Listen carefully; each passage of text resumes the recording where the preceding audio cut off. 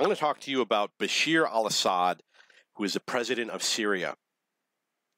And I'm going to say that there's a lot of negative propaganda about this man in the United States. People hate him. They talk about him using chemical weapons against innocent people, civilians, and the list goes on. And I'm going to say that it's a lot of what is said about him is fake news, propaganda, etc. And I'm going to go back to the beginning.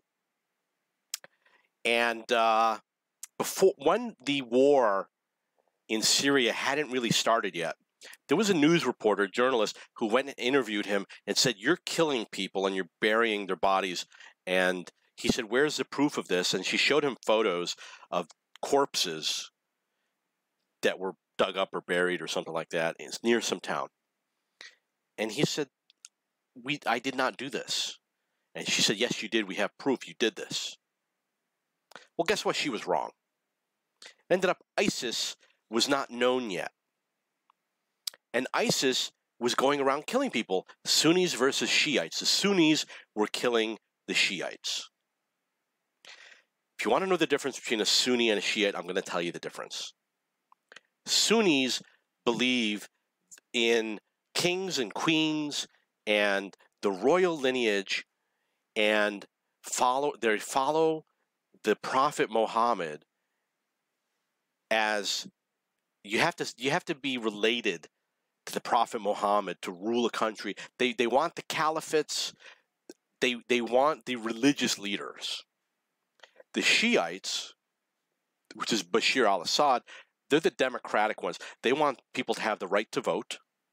They want people to campaign and be elected, not because they're religious, but because they're educated and qualified. Not because they're related to the Prophet Muhammad, not because they have royalty, but because of education and knowledge. And like I said, they are democratic. However, in Syria, they're a minority. And Americans believe, majority rules. Well, guess what? Sunnis are 80% majority in Islam. Does that mean the Sunnis should rule? Guess what? Sunnis want to kill Shiites. They are the extreme wing. I don't think you're going to see Shiites going around threatening Israel. I don't think that's going to happen. I don't think they have those zealots. So it ends up that ISIS was doing it. And I don't think anybody ever went and apologized to him and said, "No, we were wrong." ISIS was doing it. He was falsely accused. There's been a lot of negative propaganda because he's aligned with Russia, not with the United States. And it goes by who you're aligned with. It doesn't go by whether you're doing something right or wrong. So then it came out that he had chemical weapons, and Russians agreed to take possession of his chemical weapons. He agreed to give them up. And it was believed that he was accused of using chemical weapons against civilians. Well, guess what? Those civilians were his own people, my understanding, but based on something that I read. And I believe it was an area that was under the control of his forces. It wasn't enemy territory. So in essence, he was being accused of using chemical weapons against his own people in territory that was not disputed, that didn't contain enemy combatants. The UN investigated this. I don't know who created the first determination. The UN investigated and said that he didn't do it. That's what the UN investigation was. However, the news media never corrected it. They said he did it. And I read on Wikipedia that about the UN investigation determining that he didn't do it. Never saw anything in the news saying, "Oh, the UN announced that he didn't do it." Then Barack Obama made an announcement that says there's a red line. If you use chemical weapons, we're going to start a war with you. That is a message to the Sunnis to go and drop chemical weapons to get the United States to start a war with Syria. Absolutely, they will do it. And absolutely, the CIA will say, "Oh, Barack Obama will be pro-war if he thinks Assad uses chemical weapons. Well, let's do it." They will do that. Every major war the Americans have been in was done under suspicious activities, accusations of Americans staging some sort of a conflict to make people believe that Americans were being attacked in order to get into the war, like the war against Spain with Cuba, the Korean War, and other wars. If you read about the history, that's what happened. Other governments do it too. It's not just the United States that does it. So then there was a second attack. Why would Assad use chemical weapons, which are of no strategic importance, against civilians? There's no benefit to doing this. Maybe he didn't, I don't know if he did or not. But I don't believe the story just because I heard about it. There's too much manipulation. If you read about the history of the CIA, they use the media to manipulate stories. They do it. They absolutely do it. There was someone in Germany who made some sort of a comment about how the German news media is a tool of the CIA. He said that that's what they do. They do this. Don't believe everything you read. I do not believe that the propaganda against Assad. I don't believe it. Being a minority doesn't mean he needs to go. What matters is whether or not he's a good leader.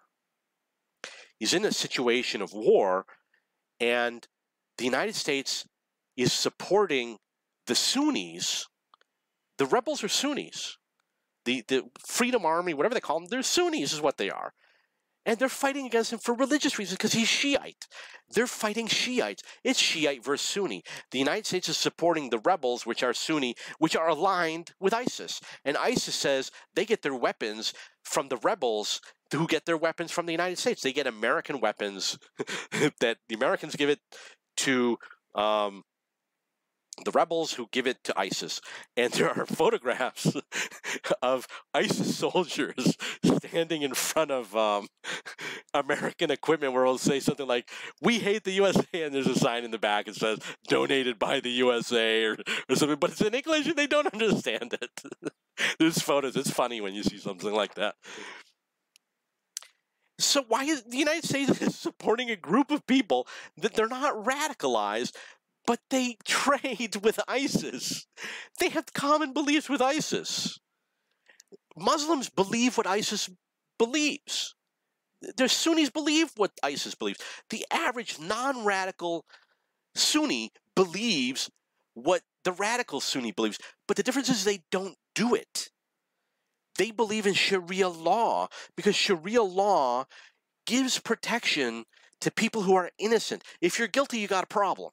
But if you're innocent, you're better under Sharia law than under American law. You need 4 witnesses to say you're guilty. In the United States, you need 1 and they can lie. Sharia law is good. Muslims like Sharia law. If you're a good person, you're good under Sharia law. They don't want the radicalism, but they have common beliefs. They believe in the same things. They just don't do it. They don't want Jews to come into their land and Christians to come into the land, but they're not going to kill them if they do. But ISIS will. Well, actually, ISIS has announced that they will tax them, even though they have killed them, of course. And apparently they killed Shiites. But Assad is not the boogeyman. He's not the bad person. And the thing is about all this propaganda, they say all these things bad about Assad when nothing was happening. For years, nothing was happening. People were saying bad things about Assad. Well, what did he do? What did he say? What's the evidence that he said something bad? There was no evidence. They were just speaking propaganda because he was aligned with the Russians. And he was trading oil with the Russians and not the United States. So the United States wasn't profiting off of his oil. That's what happens in the United States politics. And they sway public opinion using the media, false information. It wasn't just the weapons of mass destruction with George Bush. It happens continuously with every administration. It happened with Barack Obama. It's going to happen with Donald Trump. It happened with Bill Clinton. This is what the government does. They have a war machine. They lie to people. They spread propaganda about North Korea all the time.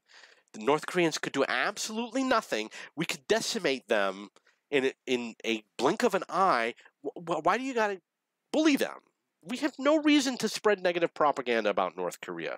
The current guy, Kim Il-sung, I don't know what his name is, he inherited the country. He inherited all those problems and the bad relationship with the U.S. And if you watch the videos about how he acted after he came to power, he wasn't going around saying hateful things. He told Barack Obama he wanted peace with the United States, And Barack Obama said no. You can look that up, research it on your own.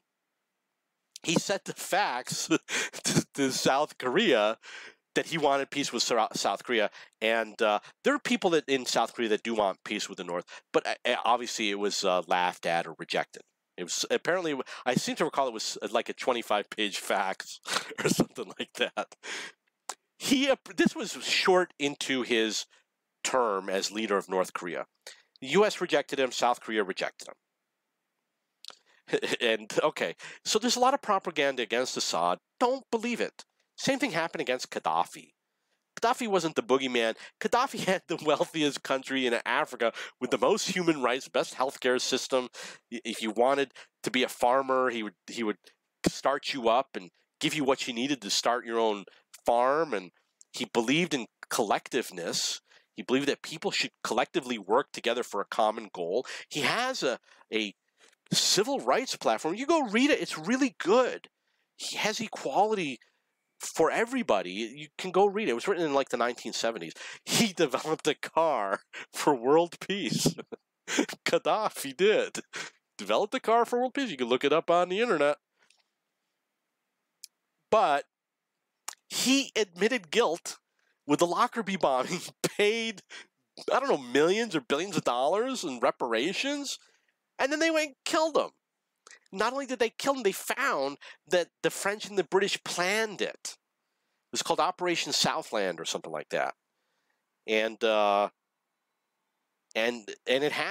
did it, and then someone found that the weapons that the rebels had were Belgian rifles, which were standard issue NATO rifles.